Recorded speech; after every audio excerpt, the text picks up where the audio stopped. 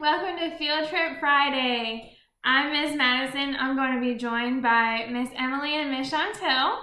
If you haven't noticed, we are not going to be at the club. We are at home following the order from our governor, and we hope you are staying at home if at all possible.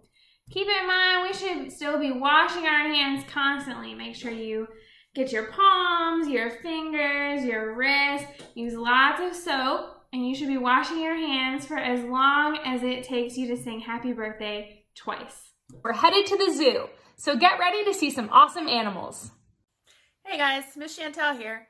Did you know that there are roughly 8.7 million species here on Earth?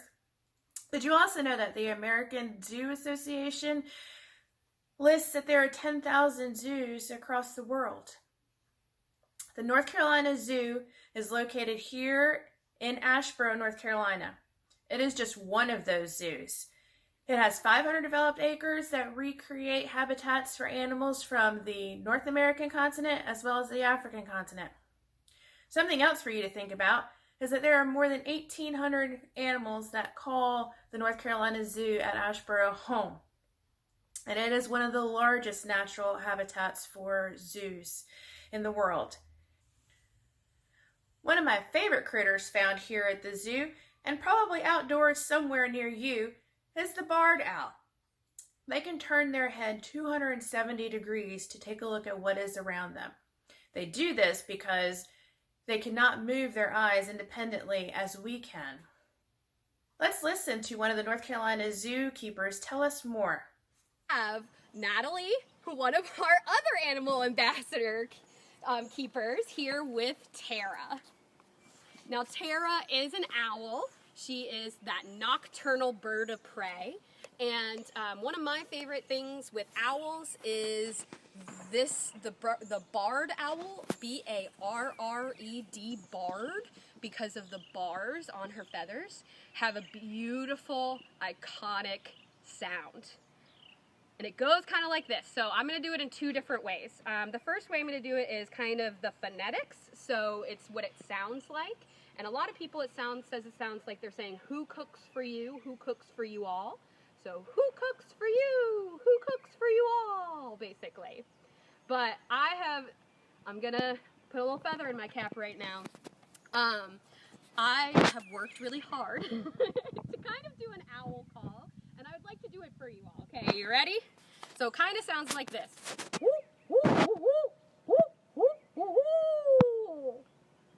And that's kind of, if you ever hear that, that is a barred owl call. And she does have kind of this facial disc, this circular face, and that is actually kind of like a funnel that funnels right to her ears. So that helps her hear at night. She also has really good low light vision for sure. She has beautiful eyes.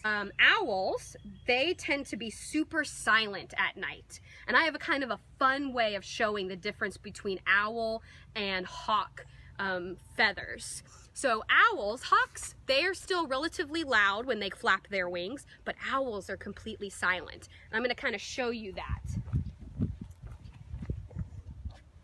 Right here, you'll see these little pieces of the feather that stick up. And the way that works, it's hard to explain, but easy to show. All right, everybody, you ready? Put your hands together like this. What you're gonna do is you're gonna rub your hands together. Do you hear that sound? Now don't do it too long because your hands will start to get hot. That's kind of like the feathers of a hawk. The air can't really go through any of the feathers. But with owls, since they have that little kind of part at the top of their feathers, if you put your hands together like this and then rub, much more quiet. All of that air can go straight through the feathers and makes them much more quiet. So that's kind of a cool way to show hawk feathers, owl feathers. Pretty neat, right? We do also have a fun craft that you can take your love of owls and your love of nature and put them together. We have pine cone owls. And there's kind of two ways that you can do this. And shout out to Nikki who put these together for us. You can make them with stuff that you have, if you have any craft stuff, supplies. This is pipe cleaners, and this is cardboard, and then some googly eyes around the house if you happen to have it. Or if you don't, you can make them completely natural too. So we used acorn for eyes, and then this is just a piece of the pine cone as well, and then some leaves. And I know that these are great horned owls. Does anybody know how I know that these are great horned owls? Do you see those little tufts? You can use pine needles to be able to make those eyes as well. And we used hot glue on it, but you could use other glue if you really wanted to. So this is a fun little activity that you can show your love of owls and get a little bit outside today as well on this beautiful day, and to create art out of nature. So everybody, thanks again for joining us. We're so excited that you hung out with us today. Remember to check back in on Facebook every Monday, Wednesday, and Friday for our zoo adventures. Have a great day. All right, guys, we are out looking for nature items to make our craft. I'm taking a walk in my neighborhood, as you can see, looking for a pine tree. I think I know where there might be one, but let's keep walking and see if we see some pine cones on the ground. All right, we're gonna cross the street.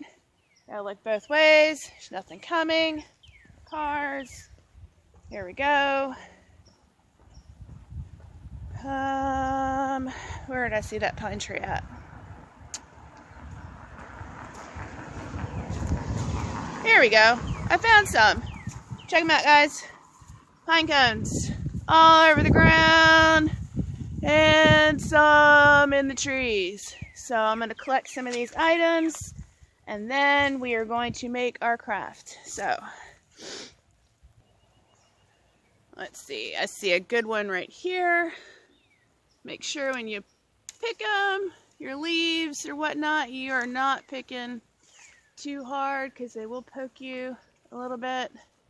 Let's see.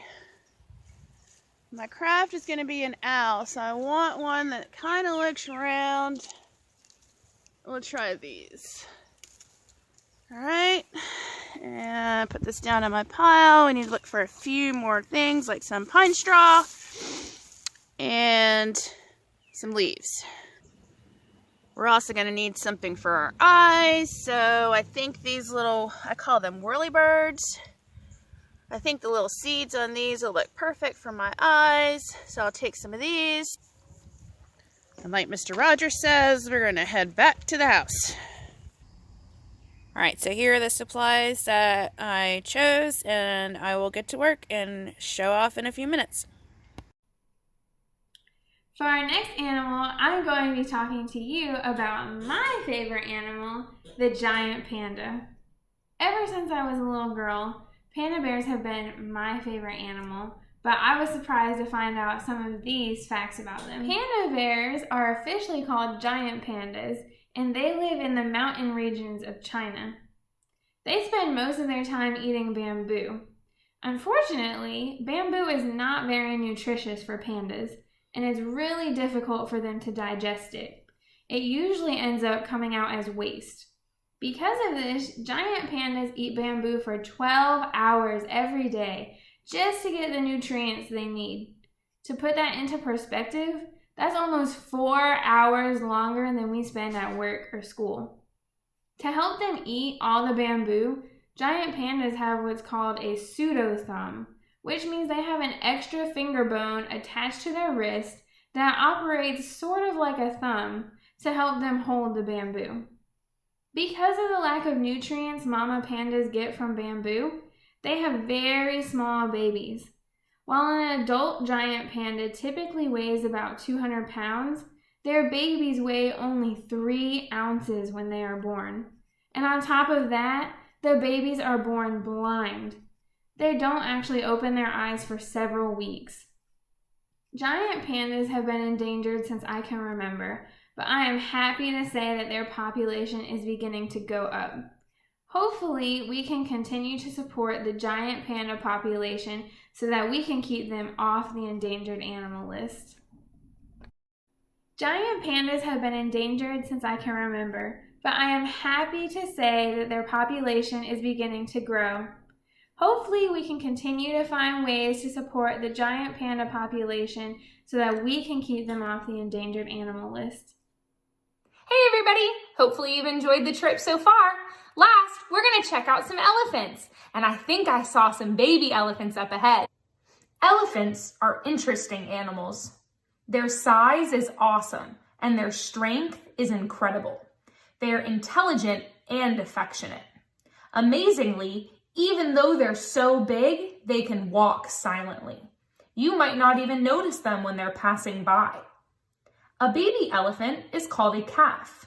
It weighs about 250 pounds when it's born and stands 3 feet tall. Calves can't see very well when they're born, but they can recognize their mothers by touch, scent, and sound. Baby elephants stay very close to their mothers for the first couple of months. The calves drink their mother's milk for about 2 years and sometimes even longer. They drink up to 3 gallons of milk a day. At 4 months old, they'll start eating some plants just like their parents. At first, baby elephants don't really know what to do with their trunks. They'll swing them around and sometimes even trip on them. By about 6 to 8 months, calves learn how to use their trunks to eat and drink. Then, when they turn a year old, they can control their trunk pretty well and will use it for grasping things, eating, drinking, and bathing. Hopefully you enjoyed watching the elephants and learning a little bit about them when they're babies. My favorite part was watching them try to use their trunks to eat. They could see everybody else doing it and they didn't give up even though it was hard. Now I challenge you to create your own critter out of items found in nature. Here's mine. Send us the critters that you create out of nature. Thank you for joining us on our virtual field trip to the zoo. If you completed any of the challenges, make sure you send your videos to the link below. Make sure you keep washing your hands and practicing social distancing so that you can stay healthy and we can help keep others healthy. Be sure to tune in next week for another Field Trip Friday. Where do you think we should go next? Panda, panda, panda, panda, panda, panda, panda, panda. I get broad.